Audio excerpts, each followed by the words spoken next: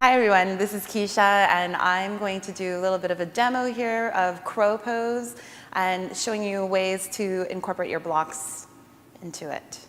So starting from your down dog, get that good length in the spine and activate your core. And when you're ready, you're going to jump into a wide-legged squat. So your knees are basically pressed up against your elbows pressed up against your knees, and you're looking for length in the spine. So point your tailbone towards the ground, pull the belly in, lift your chest forward and up, and press your thumbs right up against your sternum, right up against the breastbone. So creating that openness here through the chest.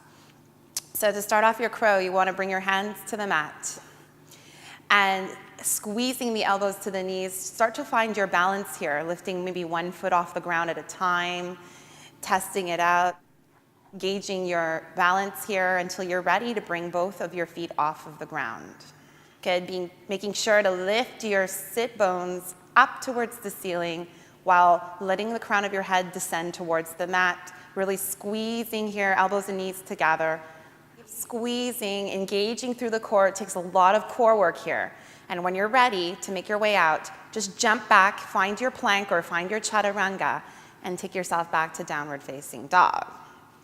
So that's basically your crow. Now if you're struggling in your crow, you can alternately use your blocks, either in front, so resting your forehead onto the block, or maybe bringing your feet. So to show you how to use the block with your head, bring it right in front of you and come back to that basic beginning pose of squeezing the elbows and the knees together just to get engaged. And then bring your hands to the mat.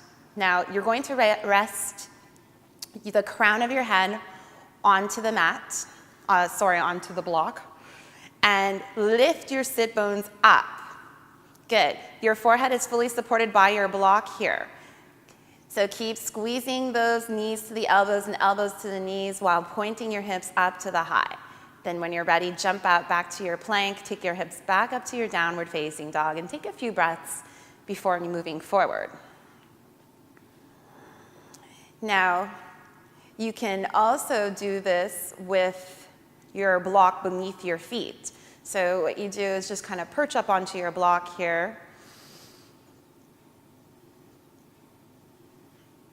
So make sure you have your balance. And again, squeeze those elbows to your knees to your elbows. So in this posture now, you have that extra height with the block underneath your feet. So it gives you that lift that you need to here to give your sit bones up to the high. Find your balance here. Gauge yourself. Notice where your strengths and your weaknesses are in the posture.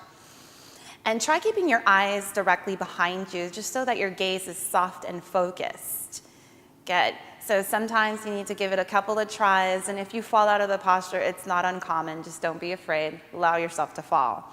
Now, if you're feeling really weak in the posture, you can also bring both of your blocks into play by resting your forehead in the front and perching your feet on the block so that you have a little bit more height to get your legs lifted.